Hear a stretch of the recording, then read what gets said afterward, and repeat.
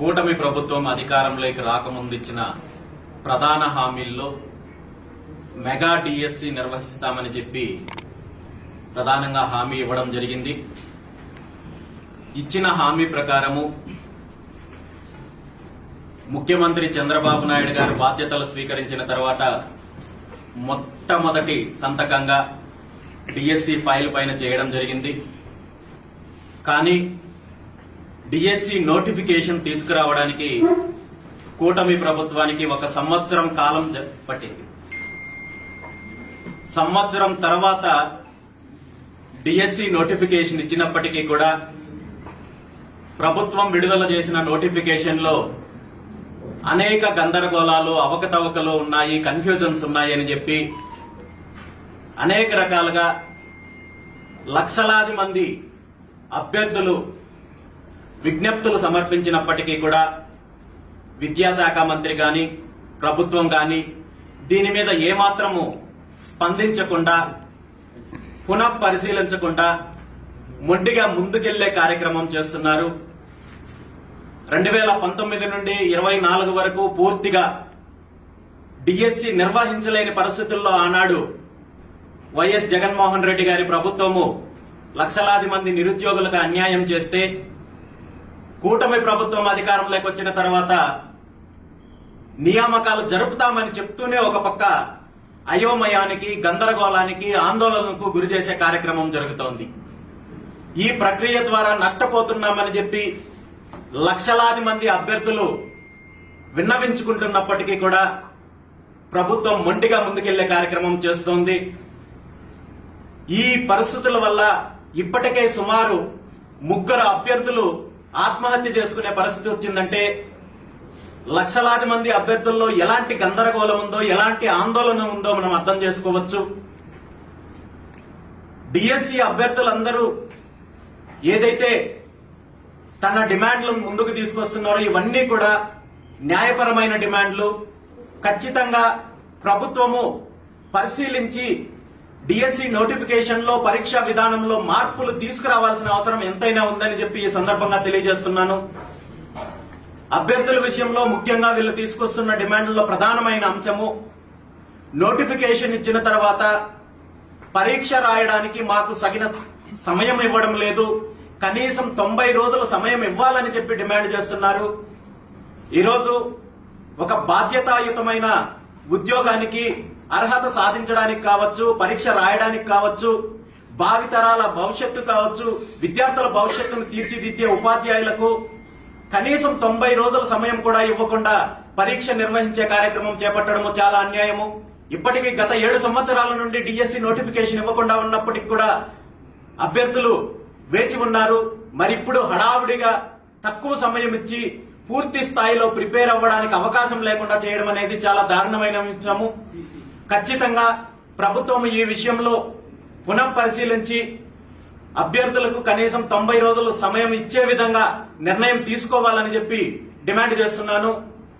దాంతోపాటు ప్రభుత్వం తీసుకున్న మరో ప్రధానమైన తప్పుడు నిర్ణయం ఏంటంటే, డిఎస్సి అంటేనే డిస్ట్రిక్ట్ సెలక్షన్ కమిటీ.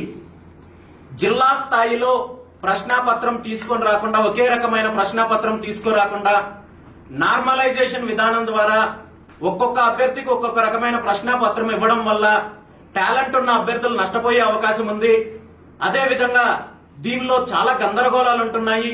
మరీ ముఖ్యంగా ఈ విధానంలో రాష్ట్రంలో ఉన్న కొన్ని ప్రైవేట్, కార్పొరేట్ విద్యా సంస్థల యొక్క హస్తం ఉంది అని చెప్పి కూడా వేలాది మంది అభ్యర్థులు ఈరోజు ఆరోపిస్తున్నారు. దీనికి అవకాశం కూడా ఉంది. కాబట్టి ఖచ్చితంగా డిఎస్సి పరీక్షా విధానంలో జిల్లాకి ఒకే రకమైన ప్రశ్నాపత్రం తీసుకుని వచ్చే నిర్ణయము ప్రభుత్వం తీసుకోవాలి.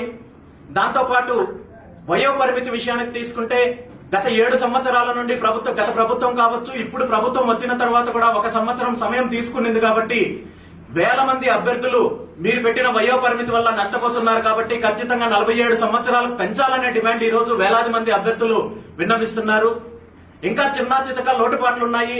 స్పోర్ట్స్ కోటాకు సంబంధించి కేంద్ర ప్రభుత్వం 65 స్పోర్ట్స్ ని పరిగణనలోకి తీసుకుంటే రాష్ట్ర ప్రభుత్వం మాత్రం కేవలం 35 మాత్రమే తీసుకుంటోందనేసి ఇలాంటి చాలా అంశాలు ఉన్నప్పటికీ కూడా పరీక్ష సమయం అయితే మాత్రం ఖచ్చితంగా 90 రోజులు ఇవ్వాలని, ఆ డేట్లు మార్చాల్సిన అవసరము ప్రభుత్వానికి ఉందని చెప్పి, దాంతో పాటు ఈ నార్మలైజేషన్ విధానాన్ని రద్దు చేసి జిల్లాకి ఒకే పేపరు వచ్చే విధంగా, జిల్లాకి ఒకే ప్రశ్నాపత్రం ఇచ్చే విధంగా నిర్ణయం తీసుకోవాలని, ఈ లోటుపాట్లన్నింటినీ కూడా సరిదిద్దే ఆ తర్వాత పరీక్ష నిర్వహించాలని, తద్వారా నిజమైన అర్హత ఉన్న అభ్యర్థులకు ఉద్యోగాలు వచ్చే అవకాశం ఉంటుంది. కానీ దీంట్లో వేరే రకంగా చీకటి కోణాలు పెట్టుకోనో, లేదా ఎవరికో మీకు కావాల్సిన వాళ్ళకి లబ్ధి చేకూర్చే కార్యక్రమం కోసమో, లేదా అభ్యర్థులు ఆరోపిస్తున్నట్టుగా ఏవైతే ప్రైవేటు విద్యా సంస్థల యొక్క హస్తం ఉండి వాళ్లకు మేలు చేకూర్చే విధంగా చేస్తే మాత్రము ఖచ్చితంగా డిఎస్సి అభ్యర్థులతో కలిసి పోరాటం చేయడానికి బీసీవై పార్టీ సిద్ధంగా ఉంది.